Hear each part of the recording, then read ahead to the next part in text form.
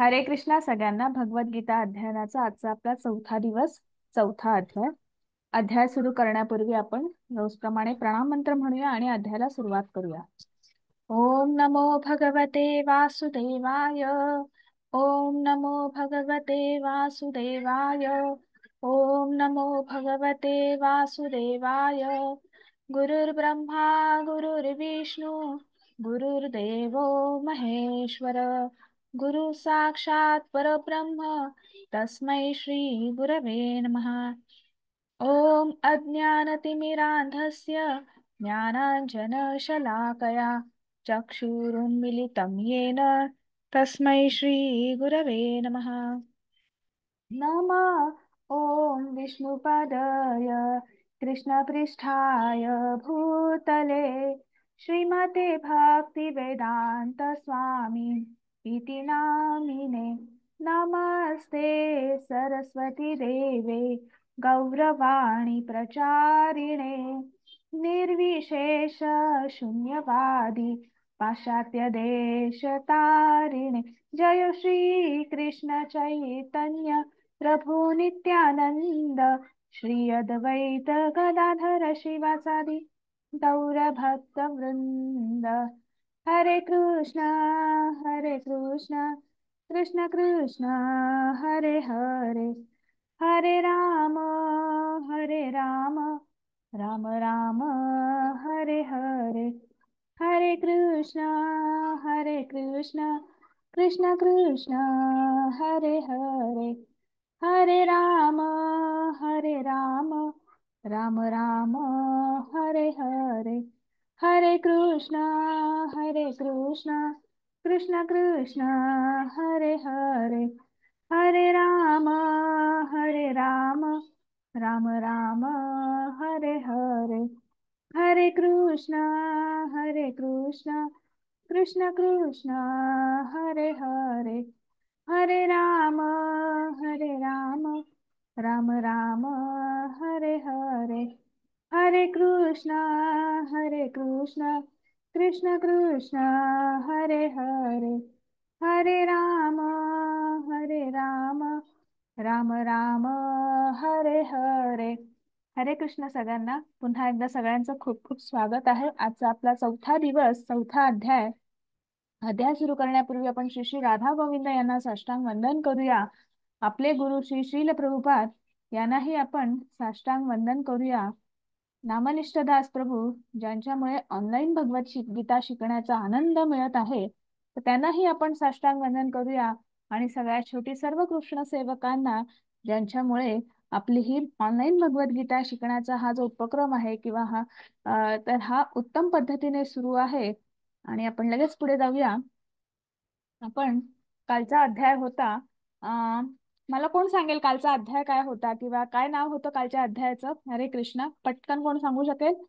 कर्मयोग. कर्मयोग होता, बरोबर. आणि साधारण आपण काय पाहिलं त्याच्यामध्ये, काही आठवत आहे? कर्म करताना भगवंताला समर्पित करून करणे. खूप छान. आणि आणि हे प्रभुपादांचे 4 ABCD: असोसिएशन, बुक्स, चॅन्ट आणि डाएट. खूप छान माताजी, खूप छान. आणि हरे आणि यज्ञ कर्म, ऋषी कर्म, पितृकर्म, भगवत कर्म, भूत कर्म, नरकर्म. हो. तर कलियुगातील यज्ञ, नामसंकीर्तन, आत्मशुद्धी. खूप छान माताजी. हरे कृष्ण खूप छान. हरे कृष्ण. हरे कृष्ण. तर आपण कालच्या अध्यायात पाहिलं जसं आता माताजींनी सांगितलं की कालचा आपला कर्मयोग होता. आणि अर्जुनाला प्रश्न पडला होता की एकीकडे कर्म करायचं की भगवंतांचं नामस्मरण करून आणि त्या दिव्य ज्ञानाची प्राप्ती करायची आणि त्या भगवत धामाची प्राप्ती करायची, म्हणजे आध्यात्मिक उन्नती करायची. आणि मग त्याच्यावर भगवंत सांगता आहेत की कर्माला भगवंतांनी प्राधान्य दिलेलं आहे, किंवा आपण म्हणतो की नाही प्रपंच करावा नेटका, किंवा प्रपंच करता करता परमार्थ साधावा. तशाच पद्धतीने काल भगवंतांनी तिसऱ्या अध्यायामध्ये सांगितलेलं आहे की आपल्याला कर्म करता करता ते आपल्याला मोक्षापर्यंत, किंवा म्हणजे धर्म अर्थ काम मोक्ष, तर ते आपल्याला मोक्षापर्यंत किंवा मुक्तीचा मार्ग काय आहे तर हे कुठेतरी कर्म करता करता आपल्याला साधायचं आहे. आणि एका जीवात्म्याचा प्रवास हा कर्म करता करताच झाला पाहिजे असं कुठेतरी भगवंताने सांगितलं. मग ते कर्म कसं करायचं, तर ते कर्म करण्यासाठी आपल्याला ते भगवंताच्या आनंदासाठी, त्यांना संतुष्ट करण्यासाठी केलेलं आहे. म्हणजे त्या कर्माचा किंवा त्या कर्मकांडाचा आपल्याला कर्मयज्ञ किंवा कर्मयोग करायचा आहे. आणि मग कर्मयज्ञ किंवा कर्मयोग काय आहे, तर आपण जे काही कर्म करू, मग कुठलंही कर्म असेल त्याच्या जर आपण फळाचा त्याग केला किंवा फळ जे आहे ते भगवंताला समर्पित केलं, अर्पण केलं, तर निश्चितच त्या कर्माचा कर्मयोग होतो किंवा कर्मयज्ञ होतो. आणि हे सगळं कुठेतरी सांगत असताना अर्जुनाने कर्म का करावं आणि ते धर्माला अनुसरून असं कर्म का करावं, कारण की अर्जुन हा एक नेता आहे. आणि नेता हा कसा असला पाहिजे, कारण की नेता काय, की नेत्याचं जसं आचरण आहे तशाच पद्धतीचं आचरण प्रजाजन करत असतात, सैनिक करत असतात. तो एक सेनापती आहे, तो एक राजा आहे, त्याचे सगळे अनुयायी जे आहेत तशाच पद्धतीने आचरण करणार आहे. त्यामुळे जर धर्माचा प्रचार करायचा असेल, धर्माचरण सगळ्यांमध्ये पसरवायचं असेल, तर नेत्याला सुद्धा तशाच पद्धतीचं आचरण करणं गरजेचं आहे. ते त्याचं जबाबदारी आहे. आणि म्हणून जी विहित कर्म आहेत तर ती करणं गरजेचं आहे. मग विहित कर्म काय आहे, की जे ऋषीमुनींनी जे सांगितलेलं आहे, ज्याला शास्त्रांमध्ये सुद्धा जे सांगितलेलं आहे, शास्त्रांमध्ये पुराणांमध्ये जे लिहिलेलं आहे, आणि गुरु सुद्धा त्याला त्याची पुष्टी देत आहेत किंवा गुरु सुद्धा सांगता आहेत, हे जे तर ह्या 3 प्रमाणांमध्ये झालेलं प्रमाणित असलेलं जे कर्म आहे ते विहित कर्म आहे. आणि आणि हे सगळं करत असताना अर्जुनाचा प्रश्न होता की आपण कर्म करतो, पण कधी कधी असं होतं की आपल्याकडनं असं काही कर्म किंवा अशा काही गोष्टी घडतात की आपल्याला म्हणजे इच्छा असो किंवा नसो पटकन अशी एखादी गोष्ट आपल्याकडनं घडून जाते, कर्म आपल्याकडनं घडून जातं. कारण की आपला हा आत्मा जो आहे तो सदैव क्रियाशील आहे. आणि मग त्याच्यावर भगवंत सांगता आहेत की आपण ह्या प्रकृतीच्या 3 गुणांमध्ये अडकलेलो आहोत. आणि 3 गुणांमध्ये अडकल्यामुळे की बऱ्याच वेळा आपण अनिच्छेनं बलात, हो की नाही, आपण ते 3 उदाहरणं पाहिले होते की वारेने गर्भ कसा वेष्टीला असतो, त्याच्यानंतर धुळीने आरसा, आणि धुराने अग्नीचा जो धूर असतो, अशा पद्धतीने आपल्याला त्या 3 गुणांनी आपला आत्मा जो आहे हा बद्ध आत्मा आहे, आपण या प्रकृतीमध्ये अडकलेलो आहोत. आणि म्हणून आपल्याला आपल्याकडनं बऱ्याच वेळा काय होतं की अशा गोष्टी घडल्या जातात. आणि मग त्या 3 गुणांचाच प्रभाव पडाव असल्यामुळे आपला सगळ्यात जो मोठा शत्रू आहे तो का आहे, आपल्यातला शत्रू हा कोण आहे, तर आपल्यातली काम, म्हणजे कामवासना किंवा एखाद्या जीवाने केलेली इच्छा. आणि भौतिक इच्छा हाच एक मोठा शत्रू आहे. आणि मग म्हणून त्याच्यावर भगवंत हे पण सांगता आहेत की आपण तो रथ पाहिलेला होता आणि त्याच्यावर जो श्लोक होता त्याच्यावर भगवंत काय सांगता आहेत की आपल्याला इंद्रियांवर जर आपल्याला दमन मिळवायचं असेल, इंद्रियांना नियंत्रित करायचं असेल, आणि मग इंद्रियांवर नियंत्रित केल्यानंतर आपण त्याच्यासाठी आपल्याला काय सांगितलेलं आहे की आपल्याला मनावर नियंत्रण मिळवलं पाहिजे, तरच आपण इंद्रिय इच्छा ज्या आहेत, इंद्रिय विषय जे आहेत त्याचं शमन करू शकतो, दमन करू शकतो. आणि जर मनावर नियंत्रण ठेवायचं असेल तर आपल्याला काय करायला पाहिजे, आपली बुद्धी तेवढी सक्षम असली पाहिजे. मग आपली बुद्धी कशाने सक्षम होऊ शकते, तर ज्ञानाने सक्षम होऊ शकते. आणि जर आपण ते दिव्य ज्ञान किंवा ज्ञान काय आहे, हे ज्ञान आपल्याला कशातनं मिळणार आहे, ते शास्त्रातनं, ग्रंथातून मिळणार आहे. आणि जर ज्ञानाने जर आपण निश्चित आपण ह्या सगळ्या गोष्टी कंट्रोल करू शकलो किंवा आपण त्या बुद्धी सक्षम होईल, बुद्धी सक्षम झाली की आपला मनावर नियंत्रण येईल. आणि मनावर नियंत्रण आलं की निश्चितच आपल्या इंद्रियांवर सुद्धा आपलं दमन होऊ शकतं, इंद्रिय इच्छांवर कंट्रोल आपण मिळवू शकतो. आणि मग आपल्या आत्म्याचं जे गंतव्य स्थान आहे किंवा एका जीवात्म्याचा जो प्रवास आहे तो निश्चित आपण भगवत धामापर्यंत किंवा आपण आपल्याला स्वतः आपल्या आत्म्याची आध्यात्मिक उन्नती आपण करू शकतो, गाठू शकतो. पण जर हे जे बुद्धीला सक्षम बनवण्यासाठी ज्ञान, आणि मग आपण जसं म्हटलं आहे की एकात एक आपले अध्याय अडलेले आहेत, मग ते ज्ञान काय आहे, तर ते भगवंतांनी आपल्याला 4थ्या अध्यायात सांगितलेलं आहे. आणि म्हणून आपला हा आजचा आहे ज्ञान योग. आजच्या अध्यायाचं नाव आहे ज्ञान योग, ज्ञानाचा योग. याच्यामध्ये आपल्याला बघायचं आहे की भगवंत कोण आहेत. आणि भगवंतांबद्दलचं ज्ञान आपल्याला इथे आजच्या अध्यायात बघायला मिळणार आहे. नंतर मग भगवंतांनी आपल्याला वर्णाश्रम धर्म आणि आपल्या सर्व मार्गाचं ध्येय जे आहे तर त्याचा निर्माता म्हणून भगवंत आहेत किंवा भगवान श्रीकृष्ण आहेत, तेही त्याचं वर्णन आलेलं आहे. मग पुन्हा कर्मयोग, मग कर्माचे प्रकार आहेत. आपण जे काही आपला आत्मा हा निरंतर क्रियाशील आहे आणि मग जे काही आपण कर्म करतो तर त्याचं पण क्लासिफिकेशन आहे, त्याचे सुद्धा प्रकार आहेत, हे आजच्या अध्यायात आलेलं आहे. मग आपण जर त्याग केला तर त्यागामुळे दिव्य ज्ञानाची प्राप्ती होते आणि पारंपरिक ज्ञानाचा सारांश. तर हे कुठेतरी आजच्या अध्यायात आपल्याला बघायचं आहे. आपण सुरुवात करणार आहोत. भगवंतांनी ही जी भगवद्गीता जी आहे तर त्याचा इतिहास त्यांनी भगवद्गीतेतच सांगितलेला आहे 4थ्या अध्यायामध्ये. आणि भगवंत सांगता आहेत, श्री भगवान उवाच इमं विवस्वते योगम प्रोक्तवान अहम अव्ययम विवस्वानं मनवे प्राह मनु इक्ष्वाकवे ब्रवीत. हरे कृष्ण माताजी. हरे कृष्ण माताजी. भगवान श्रीकृष्ण म्हणाले, मी योगाचे हे अविनाशी शास्त्र सूर्यदेव विवस्वान यांना दिले होते आणि विवस्वानाने ते मानव जातीचे पिता मनू यांना सांगितले होते आणि मनूने ते इश्वाकुला सांगितले होते. हरे कृष्ण माताजी. हरे कृष्ण. मग आता आपल्याला इथे आपल्याला कळतं आहे की जर तुम्ही बघितलं तर शेजारच्या चित्रातही तुम्हाला दिसतं आहे की भगवद्गीतेचं हे जे ज्ञान जे आहे तर भगवंतांनी दिलेलं आहे. आणि भगवंतांनी ते कोणाला सांगितलेलं आहे तर ते सूर्यदेव विवस्वान यांना सांगितलेलं आहे. आणि मग त्या सूर्यदेवांनी कोणाला सांगितलेलं आहे तर मानव जातीचे ते प्रथम, आपण ज्याला मानव म्हणू शकतो किंवा प्रथम पिता जे आहेत की तर ते मनू यांना हे सांगितलेलं आहे. आणि मनूंनी कोणाला सांगितलेलं आहे की इक्ष्वाकू राजा, आणि इक्ष्वाकू राजांच्याच कुळामध्ये प्रभू रामचंद्रांचा जन्म झाला होता. तर त्या हे असं हे जे ज्ञान जे आहे तर गुरु, आपण म्हणतो की गुरु शिष्य प्रणाली जी आहे तर ती गुरु परंपरा जी आहे तर ते ज्ञान भगवंतांकडून त्यांनी त्यांच्या शिष्याला, त्यांच्या भक्ताला दिलेलं आहे. सूर्यदेव विवस्वान यांना त्यांनी मनू यांना दिलेलं आहे. आणि मनू यांनी इक्ष्वाकू राजांना, आणि इक्ष्वाकू राजांनी ते ज्ञान जे आहे ते पृथ्वीवर आणलेलं आहे किंवा ते समाजामध्ये पसरवलेलं आहे.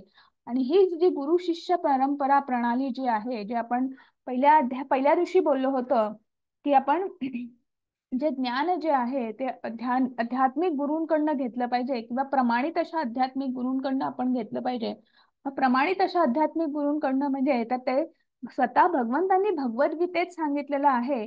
आणि म्हणून आपण त्या दिवशी हे बोललो होतो. आणि म्हणून प्रभुपाद यांनी सुद्धा ते इन्सिस्ट करतात की जे गुरु शिष्य परंपरा किंवा मग प्रमाणित गुरु काय आहे तर आपल्याकडे हे 4 संप्रदाय आहेत.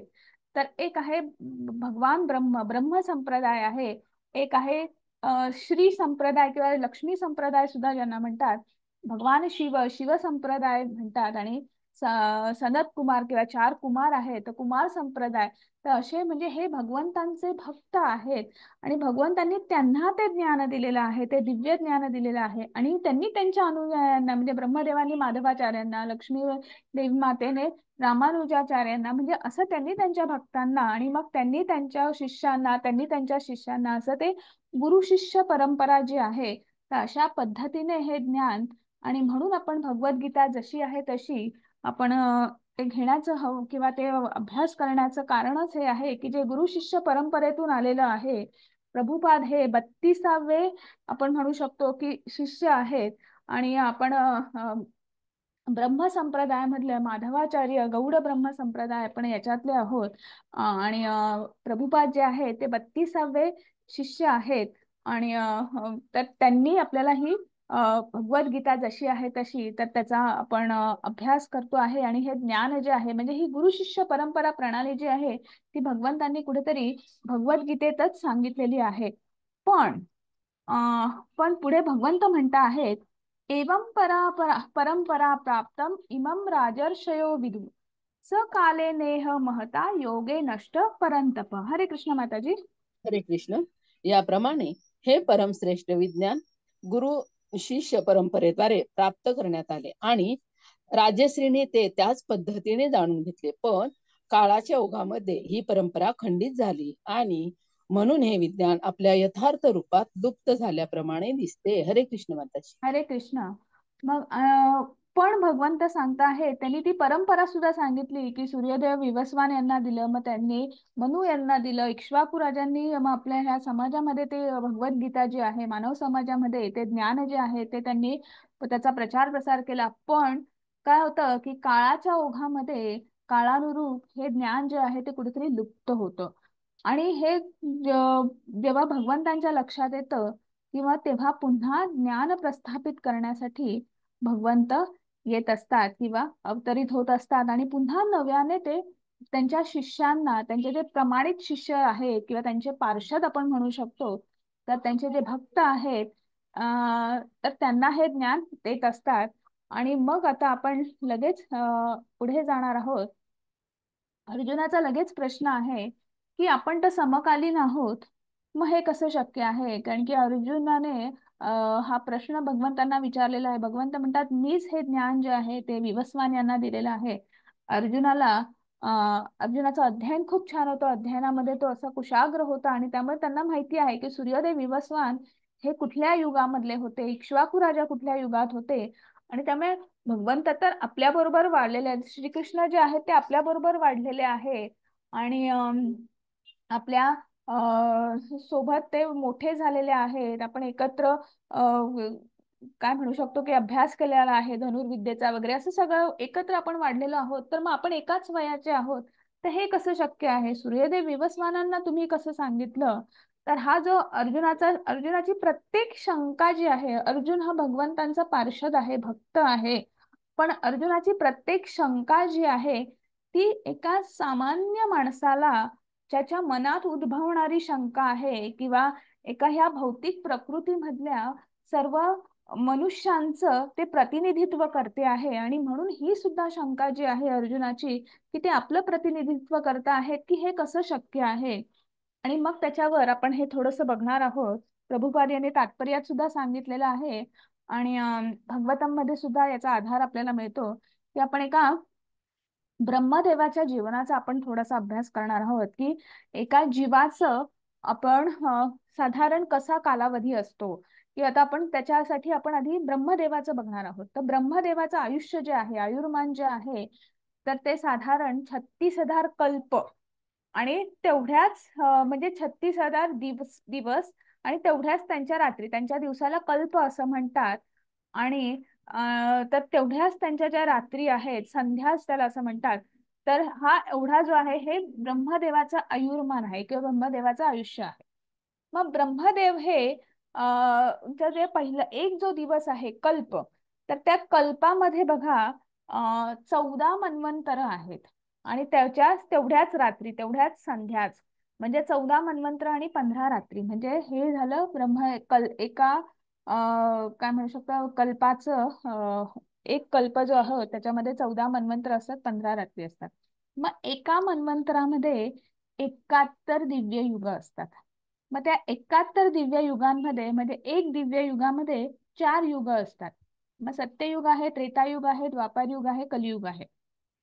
कलियुग जे आहे ते तुम्हाला कलियुगाच्या जवळजवळ दुपटीचा कालावधी जो असतो तो द्वापार युगाचा असतो.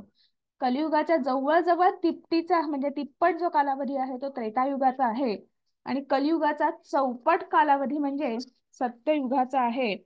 तर असे हे एक दिव्ययुग असे मिळून 71 दिव्ययुग, अशा मिळून एक मनवंत्र आणि अशी 14 मनवंत्र आणि 14 मन्वंतर आणि त्याच्या रात्री आणि असा मिळून तो एक कल्प आणि अशा तेवढ्या 36,000 कल्प आणि तेवढ्या रात्री, म्हणजे हा ब्रह्मदेवाचा आयुर्मान आहे.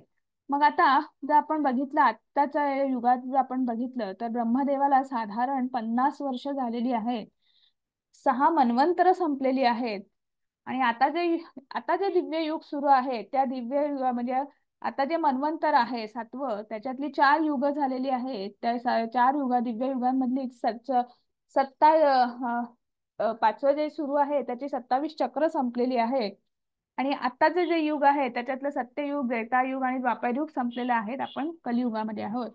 आताच्या कलियुगामधली जवळजवळ 5,000 वर्ष निघून गेलेली आहेत आणि म्हणजेच ब्रह्मदेवाचं जे आयुष्य आहे ते आपण म्हणू शकतो की 155 52 ट्रिलियन इयर्स, तर एवढं हे साधारण ब्रह्मदेवाचं आयुष्य आहे. आणि त्याच्यानंतर आपण मनूचं जीवन पाहिलं तर मनूच्या जीवनामध्ये पाहिलं तर मनूचे सुद्धा, जसं आपण आता बघितलं की 4 युगांची 27 चक्र संपलेली आहेत. सत्ययुग, त्रेतायुग, द्वापारयुग हे संपून आता आपण कलियुगामध्ये आहोत. म्हणजे जर मनूचं जीवन पाहिलं तर 120 मिलियन इयर्स असं मनूचं आपण म्हणू शकतो जीवनाचा कालावधी संपलेला आहे, किंवा तेवढ्या वर्षापूर्वी मनू होते. म्हणजे ही भगवद्गीता जी आहे, जी 120 दशलक्ष वर्षांपूर्वी विवस्वान यांना सांगितली गेलेली होती. आणि मग आता याचा आपल्याला जर शास्त्राचाच आधार घ्यायचा झाला तर आपल्याला महाभारतामधलं जे शांती पर्व आहे त्याच्यातला 348व्या अध्यायामधलं 51-52 श्लोकामध्ये आपल्याला हे मिळतं, किंवा हा आधार मिळतो की त्रेतायुगदौ च ततो विवस्वान मनवे ददौ मनुष्य लोक भृत्यर्थ सुता एक्ष्वाकवे ददौ इक्ष्वाकुनाच कथितो व्याप लोकान्वस्थितः. मग त्रेतायुगाच्या सहस्राब्दी प्रारंभी परमात्म्याशी संबंधांचे हे शास्त्र विवस्वानने मनुला दिले होते. मनुने मानव जातीचा पिता असल्याने या पृथ्वी ग्रहाचा राजा महाराजा इक्ष्वाकू यांना ते दिले. रघुवंशाचे पूर्वज ज्यामध्ये भगवान रामचंद्र प्रकट झाले, म्हणून भगवद्गीता महाराज इक्ष्वाकूंच्या काळापासून मानवी अस्तित्वामध्ये आली किंवा मानवी समाजामध्ये आली. मग महाभारतामध्ये सुद्धा आपल्याला ह्या भगवंतांनी जे सांगितलेलं आहे, जे भगवद्गीतेमध्ये सांगितलेलं आहे, तर त्याचा सुद्धा आपल्याला त्याचा आधार आपल्याला मिळतो की ही भगवद्गीता जी आहे ती जवळजवळ 120 दशलक्ष वर्षांपूर्वी पासून, म्हणजे हे जे ज्ञान जे आहे हे आताच नाही आहे किंवा पहिल्यांदा अर्जुनाला सांगता आहेत असं नाही आहे. तसं भगवंतांनी सांगितलं की काळाच्या ओघामध्ये हे ज्ञान लुप्त होतं, आणि मग म्हणून पुन्हा भगवंत त्यांच्या पार्षदांना, त्यांच्या भक्तांना, त्यांच्या शिष्यांना हे ज्ञान पुन्हा देतात. आणि त्यांच्या कर्वे पुन्हा गुरु शिष्य परंपरेद्वारे ही गुरु शिष्य प्रणाली जी आहे तीच काळाच्या रूपामध्ये कुठेतरी लुप्त होते. आणि मग पुन्हा ते प्रस्थापित करतात, ती शिक्षा प्रणाली प्रस्थापित करतात, आणि पुन्हा ते दिव्य ज्ञान जे आहे ते ह्या मानव समाजामध्ये ते प्रस्थापित करतात. आणि मग आपण जर पाहिलं तर हे सगळं जे वैदिक मॅथ्स आपण पाहिलं तर ब्रह्मदेवाचा एक दिवस म्हणजे बघा आजचे 64 करोड वर्ष आहे. ब्रह्मदेवाचा एक तास म्हणजे 36 करोड वर्ष आहे. ब्रह्मदेवाचा एक मिनिट म्हणजे 60 लाख वर्ष आहे. आणि ब्रह्मदेवाचा एक सेकंद म्हणजे 1 लाख वर्ष आहे. म्हणजे आपलं जेवढं आहे तेवढं आपलं जे सेकंद, आपलं मिनिट आणि ब्रह्मदेवाचं जर आपण कॅल्क्युलेशन केलं तर हे येतं. म्हणजे एका जीवाचा जर प्रवास पाहिला तर एक जीव किती वेळा जन्म मृत्यू घेतो.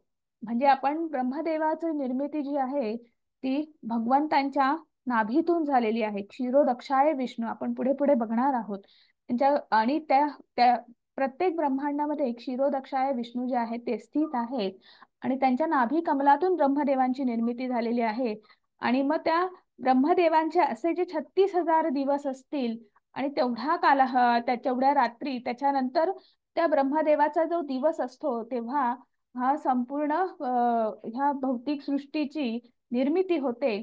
आणि जेव्हा ब्रह्मदेवाचा रात्र होते, म्हणजे दिवस संपतो आणि रात्र होते, तेव्हा प्रलय येतो. म्हणजे आपला जो एक जीव आहे, जीवात्मा जो आहे, त्याचा प्रवास बघा की तो इतके वर्ष जन्म मृत्यूच्या चक्रामध्ये अडकलेला असतो.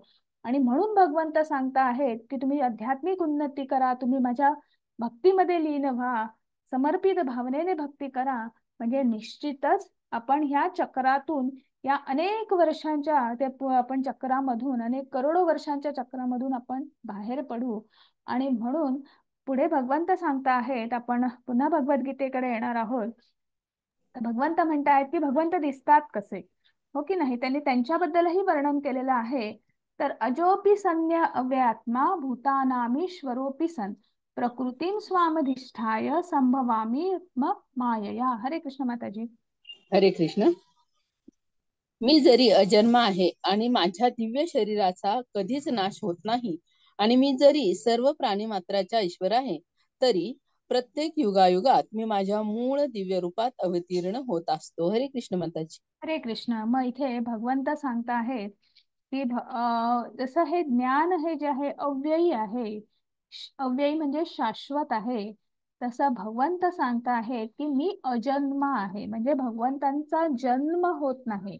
म्हणजे बऱ्याच जणांना जे निर्विशेषवादी असतात किंवा अं, जे नास्तिक प्रवृत्तीचे असतात किंवा ज्यांना विशेष जे तर्कवादी असतात त्यांना असं वाटतं की भगवंत जन्म घेतात. तर भगवंत हे अजन्म आहेत, त्यांचा जन्म होत नाही आणि त्यांचं शरीर जे आहे ते दिव्य शरीर आहे आणि त्यांच्या शरीराचा कधीही नाश होत नाही, त्यांचं शाश्वत शरीर आहे.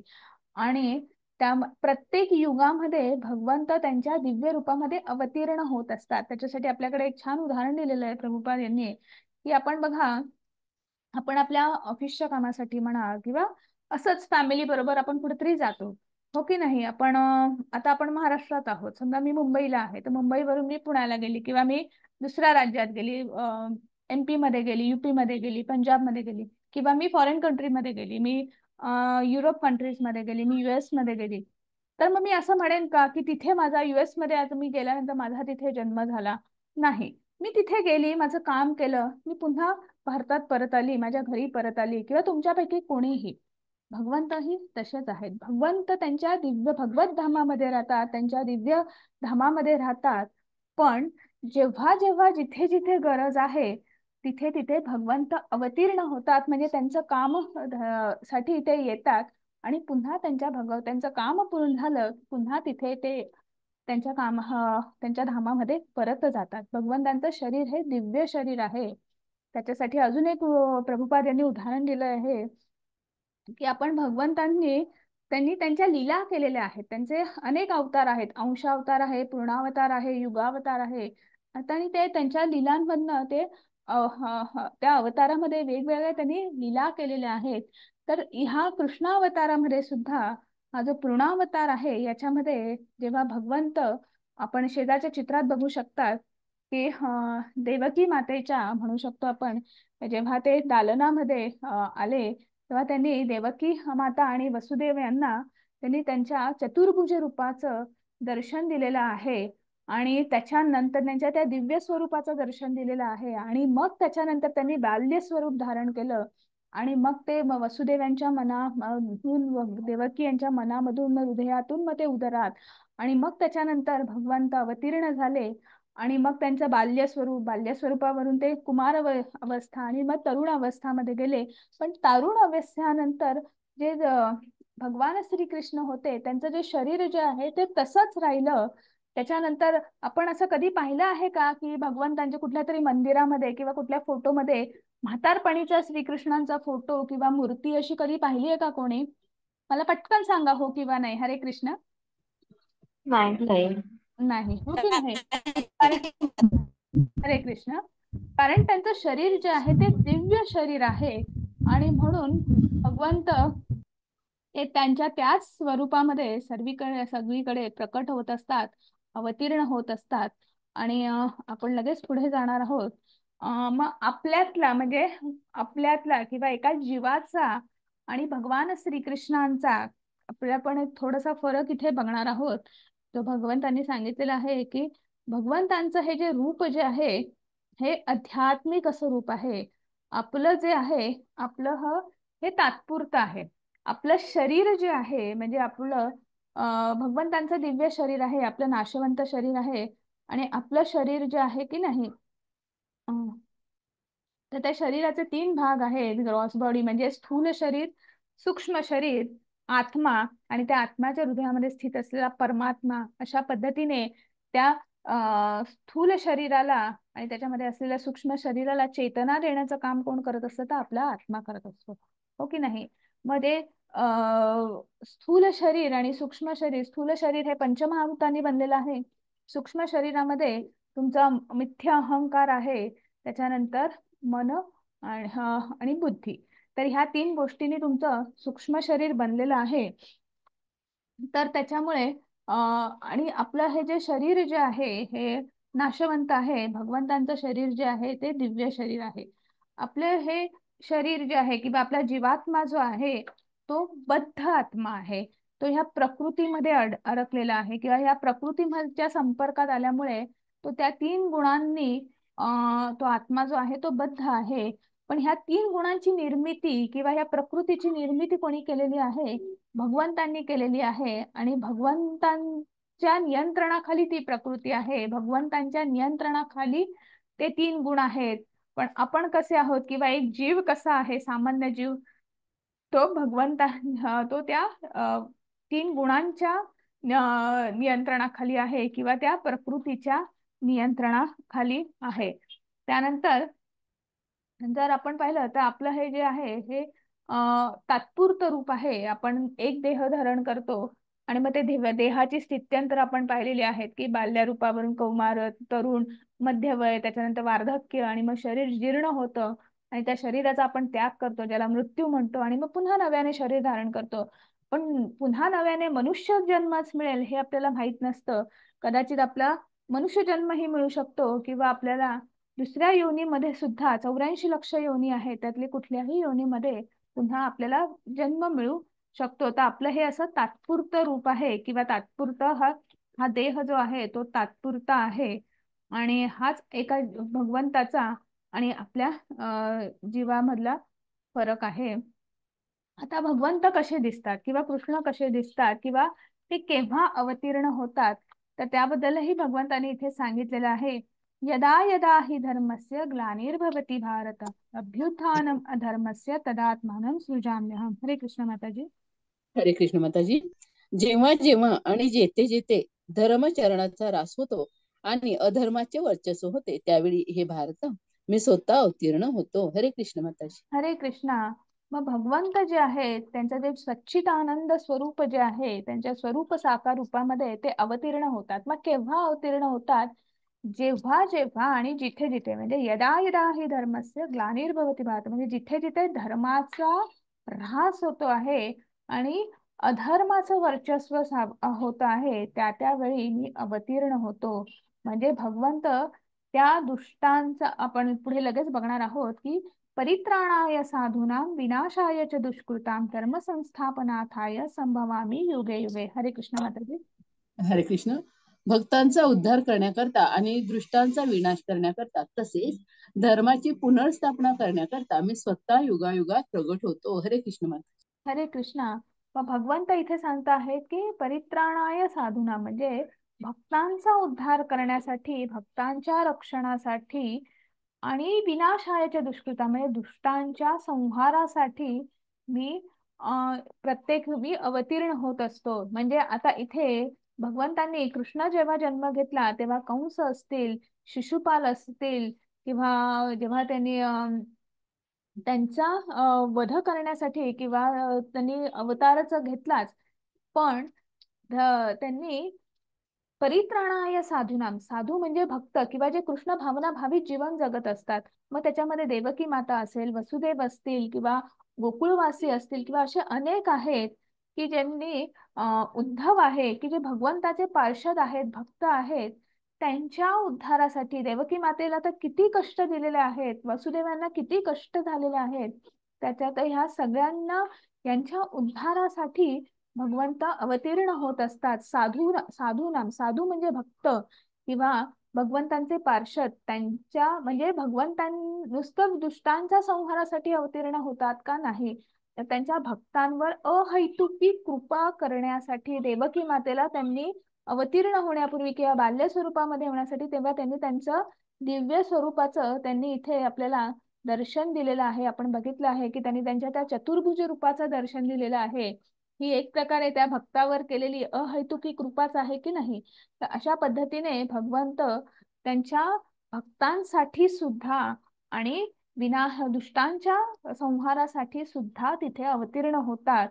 आणि जिथे जिथे अधर्म पसरलेला आहे, तर दुष्टांचा संहार झाल्यानंतर धर्म काय आहे, तर धर्माची पुनर्स्थापना करण्यासाठी जी गुरु शिष्य परंपरा जी आहे, ती प्रणाली जी आहे, ती पुन्हा प्रस्थापित करण्यासाठी भगवंत स्वतः प्रत्येक युगामध्ये प्रकट होतात. आणि म्हणून हे जे तत्वज्ञान, हे दिव्य ज्ञान जे आहे ते अर्जुनाकरवी भगवंतांनी संपूर्ण समाजामध्ये पुन्हा एकदा प्रस्थापित केलेली आहे. ही गुरु शिष्य प्रणाली जी आहे ती पुन्हा एकदा प्रस्थापित केलेली आहे. आणि पुढे भगवंत म्हणता आहे, जन्म कर्मच मे दिव्य एव यो वेत्ती तत्वतः व्यक्त्वा देहम पुनर्जन्म न इति मामेति स अर्जुन. हरे कृष्ण माताजी. हरे कृष्ण माताजी. जो माझ्या जन्माचे आणि कर्माचे दिव्य स्वरूप जाणतो तो देह त्याग केल्यानंतर या भौतिक जगतात पुन्हा जन्म घेत नाही. तर हे अर्जुना, तो माझ्या शाश्वत धामाची प्राप्ती करतो. हरे कृष्ण माताजी. हरे कृष्ण. आणि मग भगवंतांसाठी आपण म्हणतो की भगवंतांची भक्तांवर ही अहैतुकी कृपाच असते प्रत्येक वेळी.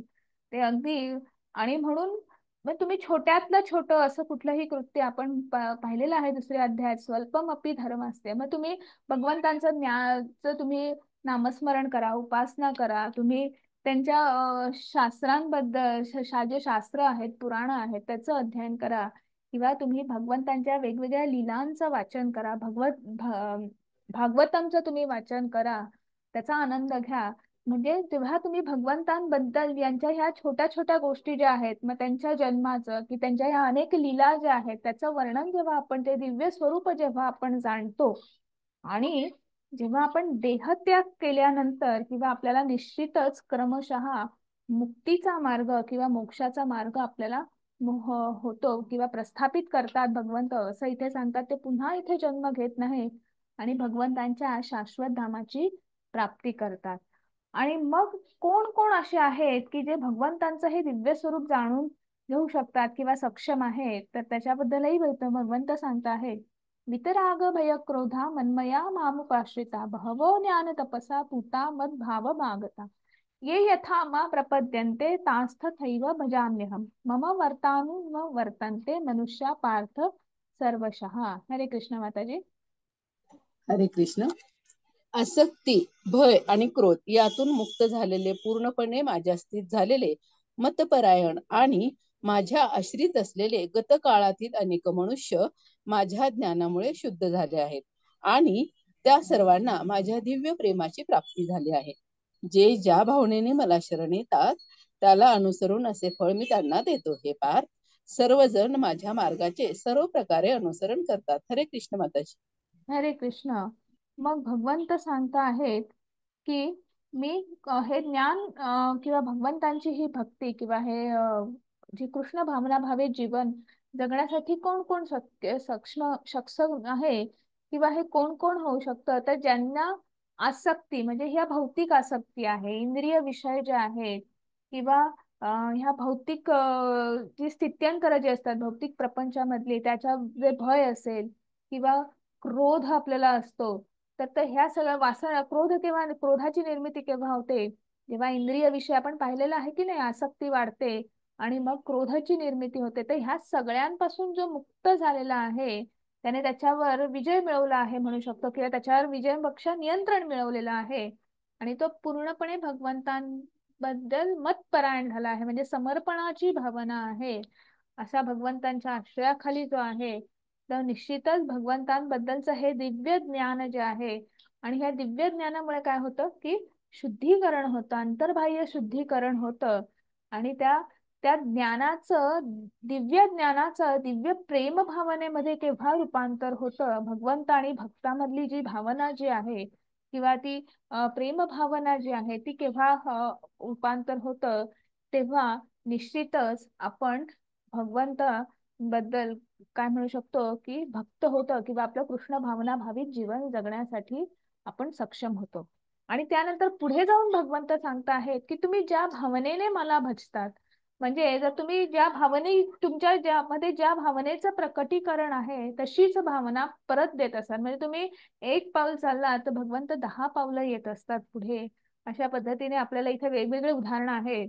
गोमाता जी आहे ती भगवंतांच्या चरणाशीच तिला राहण्यासाठी कायमच तिची इच्छा असते, किंवा तशा पद्धतीनेच ती भगवंतांची भक्ती करत असते. बघा, जेव्हा कृष्णांचा जेव्हा अवतार असतो त्या अवतारामध्ये भगवंतांनी नंदलाल किंवा नंद महाराजांच्या 9 लाख गायी होत्या. त्या 9 लाख गायी, आणि नुसत्या ना भगवंत नंद महाराजांचाच का नाही, तर त्या गोकुळामधल्या सगळ्या गायींना, सगळ्या गोमातांना त्यांनी केवढा आनंद दिलेला आहे, त्यांच्या अंगा खांद्यावर ते खेळले आहेत, तिथे राहिलेले आहेत. तर त्या भावनेने तुम्ही भगवंता बरोबर जी भक्ती करतात ती आणि तशीच भावना तुम्हाला भगवंत परत करत असतात. तेवढीच किंवा त्याच्यापेक्षा अनेक पटीने जास्त तो आनंद भगवंत त्या भक्ताला देत असतात. इथे बलराम यांचं उदाहरण आहे की बलराम जे आहेत भगवंतांचा संकर्षण अवतार म्हणू शकतो. तर ते ह्या कृष्ण जन्म जेव्हा होता किंवा कृष्णाचा अवतार जेव्हा होता तेव्हा ते त्यांचे मोठे भाऊ म्हणून आले होते. आणि बलरामांनी जेव्हा भगवंतांचे पाय दाबले तेव्हा भगवंतांनी सुद्धा बलरामांचे आपला मोठा भाऊ म्हणून, मी कोणीतरी भगवंत आहे, मी पुरुषोत्तम भगवान आहे आणि मी का माझ्याच अंश अवतार असेल, माझ्याच अवताराचे किंवा मी कशाला पाय दाबू असा त्यांनी विचार नाही केला. त्यांनी सुद्धा बलरामांचे पाय दाबले. म्हणजे तुम्ही ज्या भावनेने भगवंतांची भक्ती करतात ती आणि तशीच भावना भगवंत त्या एका भक्ताला, एका पार्षदाला, एका शिष्याला परत करत असतात. भगवंतांची अहैतुकी कृपा ही प्रत्येकच शुद्ध भक्तावर भगवंत प्रकट करत असतात. आणि मग पुढे भगवंत सांगता आहेत, हरे कृष्ण माताजी. हरे कृष्ण. मनुष्य या जगात सकाम कर्मामध्ये सिद्धीची इच्छा करतात आणि म्हणून ते देवतांची आराधना करतात. अर्थात मनुष्यांना या जगात सकाम कर्मापासून त्वरित फलप्राप्ती होते. हरे कृष्ण माताजी. हरे कृष्ण. मग आता आपल्याकडे थोडासा एक समज असा आहे किंवा ज्या देवता आणि भगवंत भगवान श्रीकृष्ण किंवा जे तत्व जे आहे परमतत्व जे आहे आपण सगळ्यांना समान समजतो. तर भगवान श्रीकृष्ण जे आहेत किंवा ते परमतत्व जे आहे, तुम्ही ब्रह्मसंहिता बघा किंवा तुम्ही कुठल्याही शास्त्रांमध्ये तुम्ही कुठल्याही पुराणामध्ये पद्मपुराण असेल, ब्रह्मसंहिता असेल, कुठल्याही तुम्ही पुराणात बघितलं तर त्याचा आधार तुम्हाला मिळेल की यज्ञांचा अधिष्ठाता ते परमतत्व भगवान विष्णू भगवान श्री कृष्ण आहेत. आणि त्यांच्याच अवतार जे आहेत तर त्यांनी अनेक ब्रह्मांड प्रस्थापित केलेली आहेत. तर त्या ब्रह्मांडांचं आपण म्हणू शकतो की ऍडमिनिस्ट्रेशन सांभाळण्यासाठी त्यांनी एक जबाबदारी देण्यासाठी त्यांनी त्यांच्याच अंश अवताराचे त्या ज्या देवता ज्या आहेत त्या विविध देवता ज्या आहेत की त्या त्या सगळं सांभाळत असतात. मनुष्य जो आहे जो भौतिक जगामध्ये ज्याने जन्म घेतलेला आहे या भौतिक प्रकृतीमध्ये तर तो काय करतो आणि त्यांच्यावर काही जबाबदारी आहे, काही गोष्टी आहेत. तर तो सकाम कर्म करतो. सकाम कर्म म्हणजे काय की आपल्याला ह्या भौतिक जीवनामध्ये अनेक इच्छा असतात. आपण मग साध्या साध्या असतात की बघा इव्हन आपलं स्वतःच आपण पर्सनल उदाहरण घ्यायचं झालं, प्रत्येकाच्या आयुष्यामध्ये काही ना काही चढ-उतार असतात. मग कोणाच्या तरी मुलाच्या नोकरीचा प्रश्न असतो, कोणाच्या तरी लग्नाचा प्रश्न असतो, अजून घराचा प्रश्न असतो किंवा कोणाच्या घरी आजारपण असतं, वेगवेगळे प्रश्न असतात. आणि मग आपण काय करतो त्या त्या देवतांची उपासना करतो, आराधना करतो. आणि मग ती उपासना आराधना केल्यानंतर आपल्याला ते फळ मिळतं. ते त्यांच्यावर जेवढी जबाबदारी आहे किंवा काय की त्यांना जेवढी तर त्या पद्धतीने ते आपल्याला ते फळ देतात. मग ते फळ कसं असतं, क्षणिक असतं. म्हणजे तुम्ही उपासना केली, तुमचा हा प्रश्न आहे भौतिक प्रपंचातला हा प्रश्न आहे, तो प्रश्न सोडवतात आणि तुमची ती आराधना जी आहे ती तिथे पूर्ण होते, त्याचं फलित तुम्हाला मिळतं. पण पुढे काय तुम्हाला तुमची आध्यात्मिक उन्नती किंवा तुमचा मोक्ष मार्ग त्याच्यामुळे तुम्हाला मिळत नाही. तुम्ही पुन्हा त्या जन्म मृत्यूच्या चक्रामध्ये अडकून राहतात.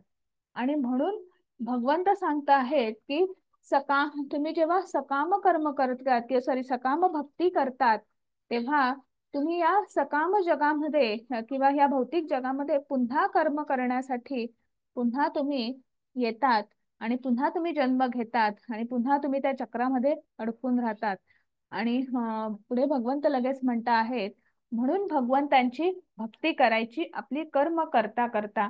आणि त्याच्यासाठी भगवंतांनी सांगितलेलं आहे चतुर्वर्ण्या मया सृष्टम गुण कर्म विभागशा तस्य कर्तारम अपिमा विद्या कर्तारम अव्ययम. हरे कृष्ण माताजी.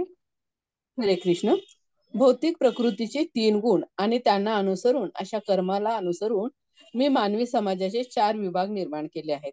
आणि ते तू जाणले पाहिजे की जर मी या व्यवस्थेचा कर्ता असलो तरीही मी अव्ययी असल्यामुळे अकर्ताच आहे. हरे कृष्ण माता. हरे कृष्णा. मग आपला हे भौतिक प्रपंच जो आहे किंवा हा जो विविध भौतिक जे सृष्टी आहे त्याच्यामधला हा प्रत्येकाचा हा जो जीवात्मा जो आहे तर बरोबर तर त्यांना प्रत्येकाला भगवंतांनी ते समाज जे आहे तर त्याला ते चालवण्यासाठी, ते नीट हे होण्यासाठी भगवंतांनी 4 गुणांचं किंवा 4 वर्ण जे आहेत किंवा 4 आश्रम जे आहेत तर त्याची स्थापना करून दिलेली आहे. म्हणजे तुमच्यामध्ये काय गुण आहेत आणि त्या गुणांवरून तुम्ही काय कर्म करू शकतात, किंवा वर्ण म्हणजे व्यवसाय. मग तुम्ही कुठला व्यवसाय करू शकता की तुमच्यामध्ये हे गुणकौशल्य आहे आणि त्यानुसार तुम्ही तो व्यवसाय करा आणि तुमचं जीवन व्यतीत करा. मग 4 वर्ण आहेत की ब्राह्मण कर्म आहे, त्याच्यानंतर क्षत्रिय कर्म आहे, वैश्य कर्म आहे आणि शूद्र कर्म आहे. आणि 4 आश्रम आहेत, ब्रह्मचर्य, गृहस्थाश्रम, वानप्रस्थाश्रम आणि संन्यासाश्रम. तर हे 4 आश्रम आणि हे 4 वर्ण की यांची निर्मिती ही भगवंतांनी केलेली आहे की जेणेकरून हा जो समाज जो आहे तर हा इथे त्यांनी अशा पद्धतीने आपलं जीवन व्यतीत करावं आणि अशा पद्धतीने कर्म करता करता त्यांनी भगवंतांची भक्ती करत करत त्यांनी मोक्ष मार्गापर्यंत आपला जो प्रवास आहे किंवा आपली आध्यात्मिक उन्नती साधावी.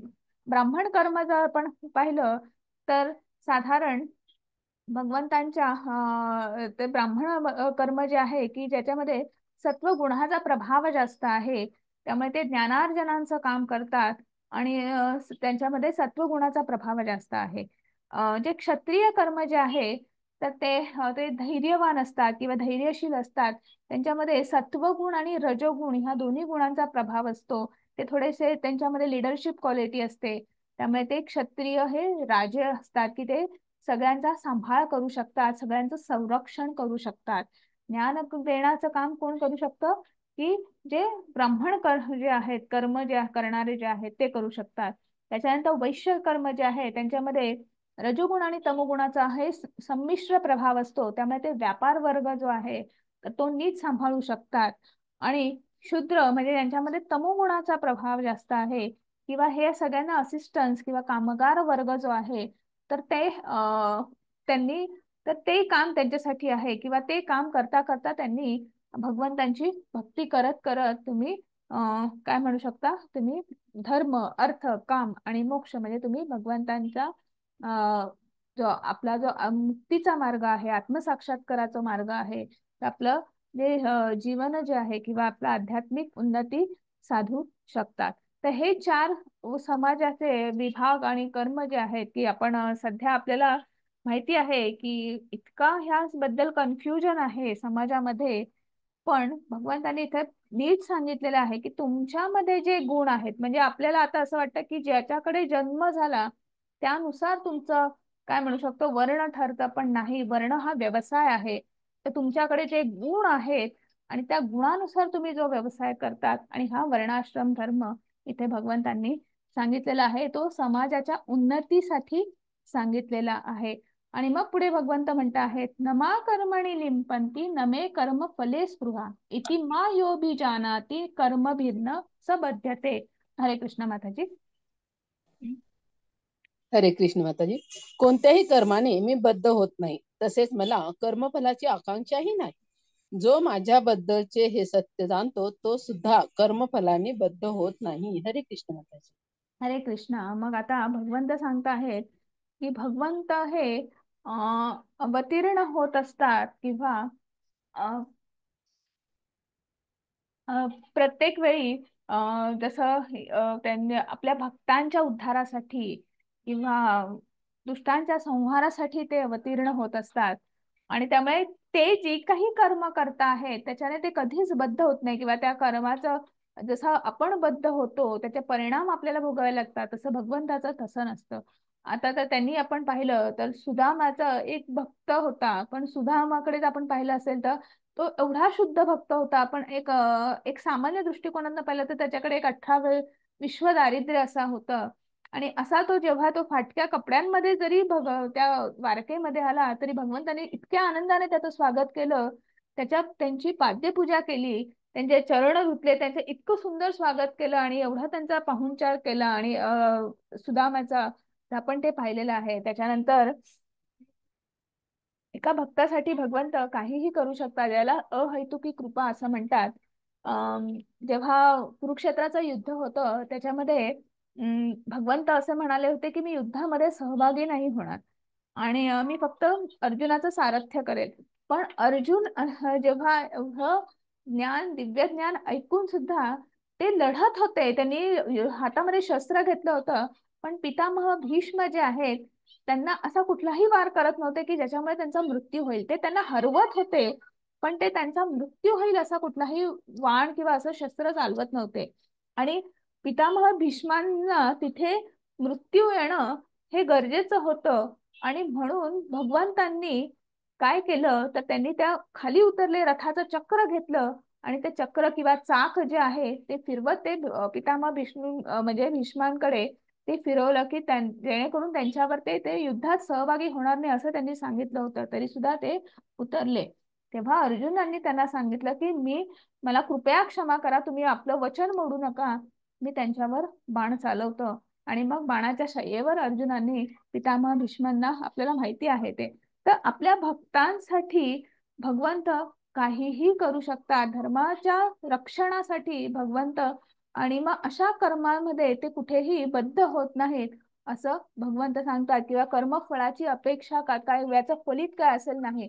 धर्माचं रक्षण, भक्तांचं रक्षण आणि अधर्मीयांचा किंवा दुष्टांचा संहार याच्यासाठीच भगवंत नेहमी प्रयत्नशील असतात.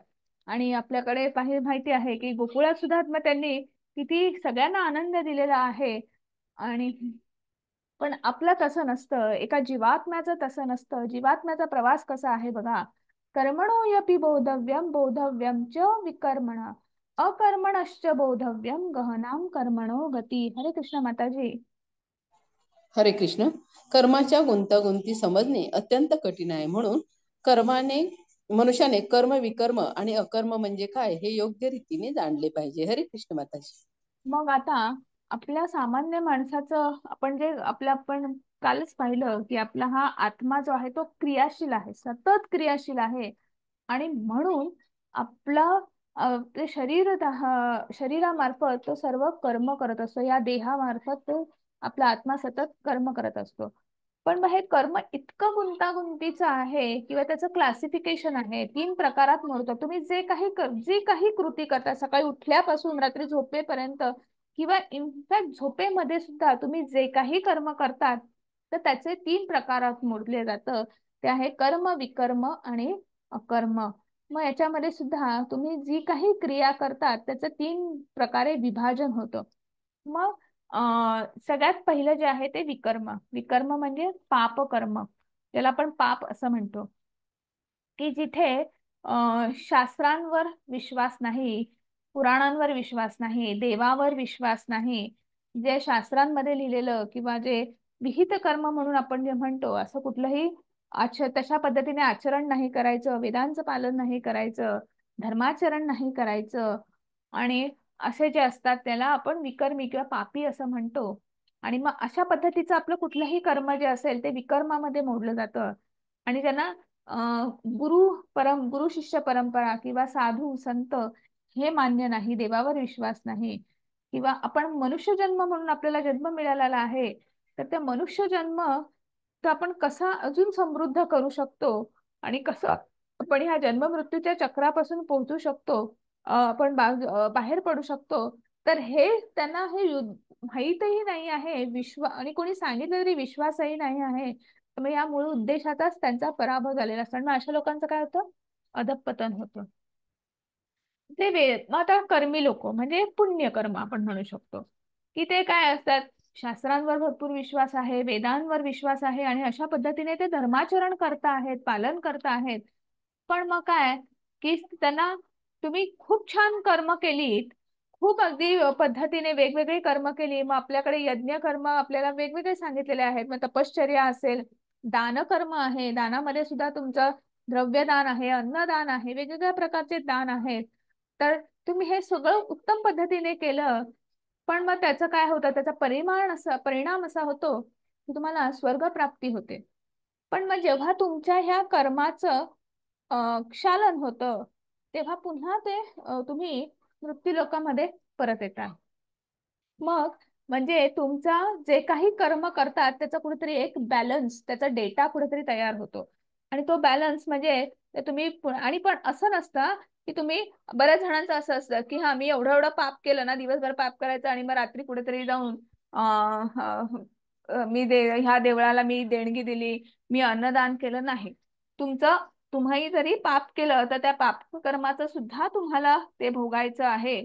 आणि पुण्य केलं असेल तर ते पुण्य सुद्धा तुम्हाला उपभोगायचं आहे. त्याचं वेगवेगळं म्हणजे काही जर कोणी कॉमर्स स्टुडंट असेल किंवा कोणी इथे कॉमर्स बॅकग्राऊंडचे असेल तर डेबिट क्रेडिट बॅलन्स होत नाही. तुम्हाला ते वेगवेगळ्या पद्धतीनेच तुम्हाला त्याचं जे काय आहे परिणाम भोगावे लागतात. अकर्म असं आहे की तुम्हाला कृष्णाच्या भक्तीच्या सेवेमध्ये म्हणजे तुम्ही जे काही कर्म करता ते कृष्ण भावना भावित जीवन व्यतीत करतात. म्हणजे ते परिणाम जे आहे ते तुम्ही भगवंतांना समर्पित करतात. किंवा तुम्ही कुठलंही जे कर्म आहे ते भगवंताला च्या आनंदासाठी करतात. भगवंताने मला हे कर्म करण्यासाठी निवडलं आहे आणि त्यांना कसा जास्तीत जास्त आनंद मिळावा त्यासाठी कर्म करणं, उपासना करणं, नामस्मरण करणं, त्या नामस्मरणाचं फलित जे आहे ते भगवंताला अर्पण करणं, प्रसाद ग्रहण करणं, तर हे सगळं जे आहे हे अकर्म आहे. आणि जसा पुण्यकर्म असेल किंवा पापकर्म असेल, जर पुण्यकर्माचा तुमचा बॅलन्स जो आहे, तर तुम्ही भरपूर पुण्यकर्म केलं तर तुम्हाला स्वर्ग प्राप्ती होते. पण तो बॅलन्स संपला, झिरोवर आला की पुन्हा तुम्ही मृत्यू लोकामध्ये म्हणजे पृथ्वीवर येतात, जन्म घेतात आणि मग पुन्हा नव्याने कर्म करतात. म्हणजे पुन्हा नव्याने बॅलन्स तो गोळा करायचा आहे, जमा करायचा आहे. पापकर्म असेल तर जो काही बॅलन्स असेल तर तो तुम्हाला तो भोगण्यासाठी तुम्हाला पुन्हा मनुष्य जन्म मिळेल किंवा तुमचं अधःपतन होईल आणि मग तुम्हाला वेगळ्या कुठल्या तरी योनीमध्ये तुमचा जन्म होईल. पण ते भोगल्यानंतर पुन्हा तुम्हाला नव्याने जन्म दिला जातो आणि पुन्हा नवीन कर्म करण्याची संधी दिली जाते. पण जेव्हा तुम्ही अकर्म करतात, ते अकर्म त्याला कृष्ण कर्म सुद्धा म्हणतात, तर त्याचा बॅलन्स जो आहे त्याचा तर तो कुठेही क्षीण होत नाही.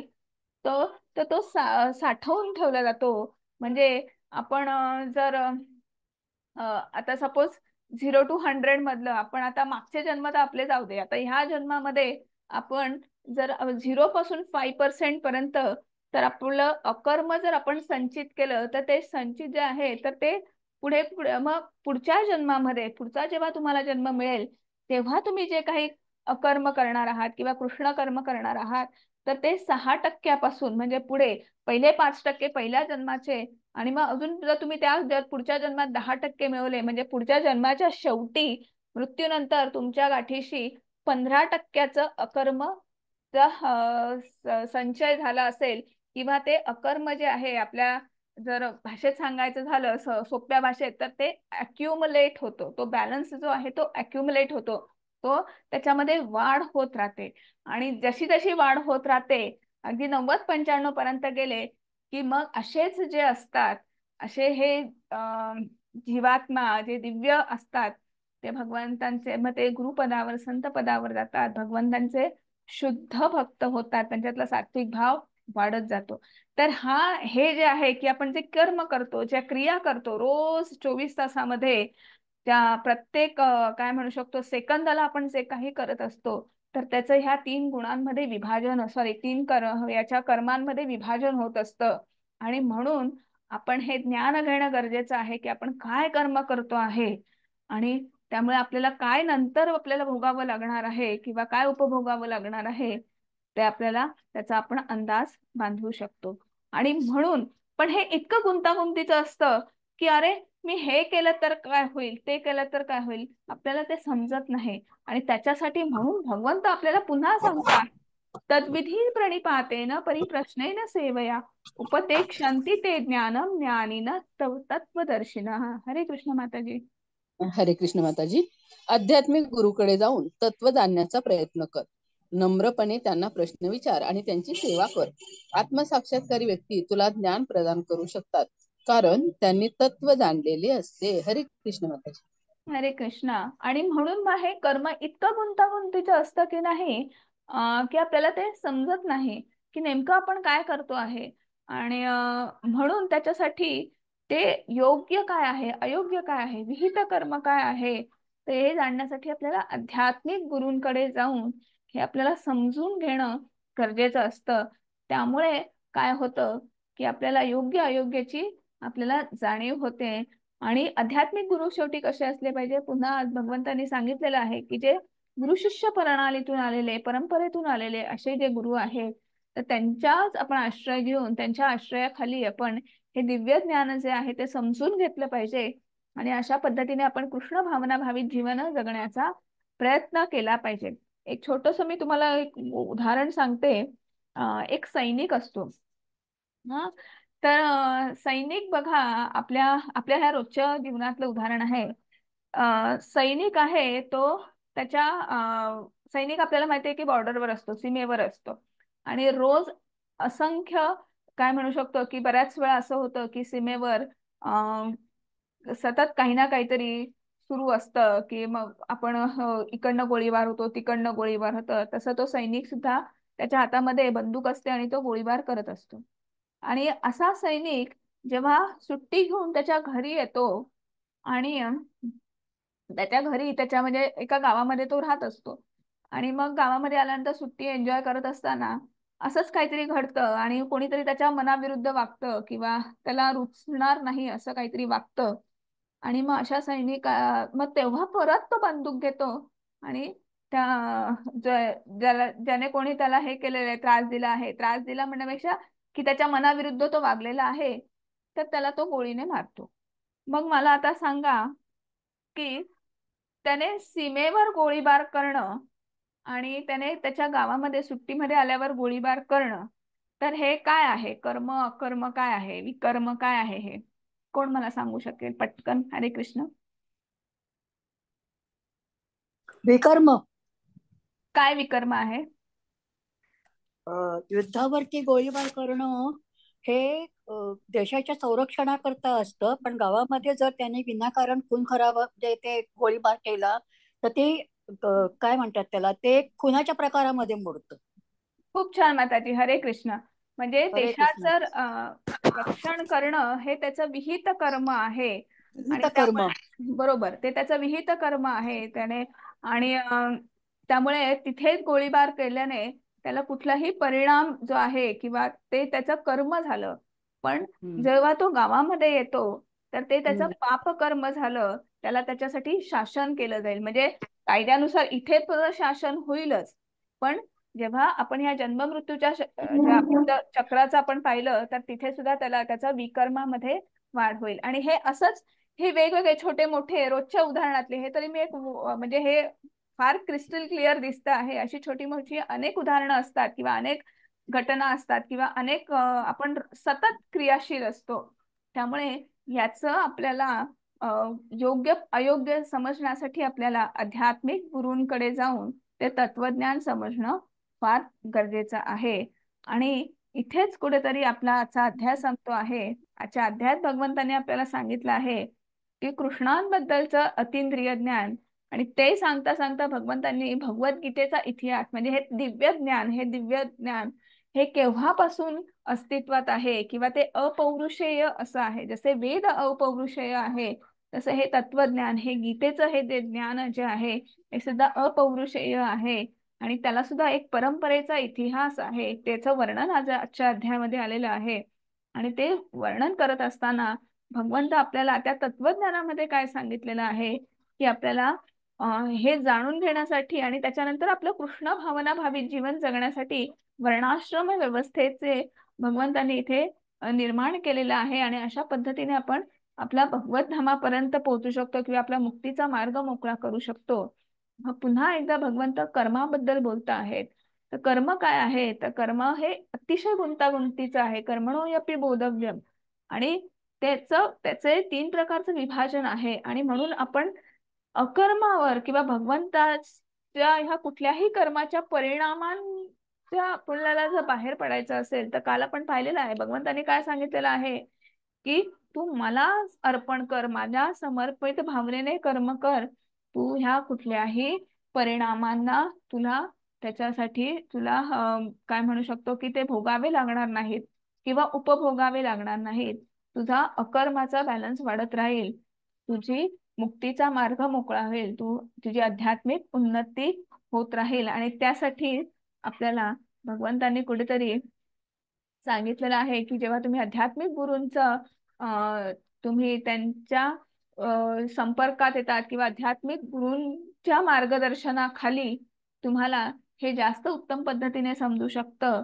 आणि मग गुरु कसे असले पाहिजे, पुन्हा परंपरेतून असले पाहिजे. आणि मग तुम्हाला ह्या गोष्ट योग्य अयोग्य पद्धतीने तुम्ही तुमचं कृष्ण भावना भावित जीवन जे आहे ते व्यतीत करू शकतात. आणि इथेच आपला आजचा अध्याय संपलेला आहे. आणि हरे कृष्णा सगळ्यांना.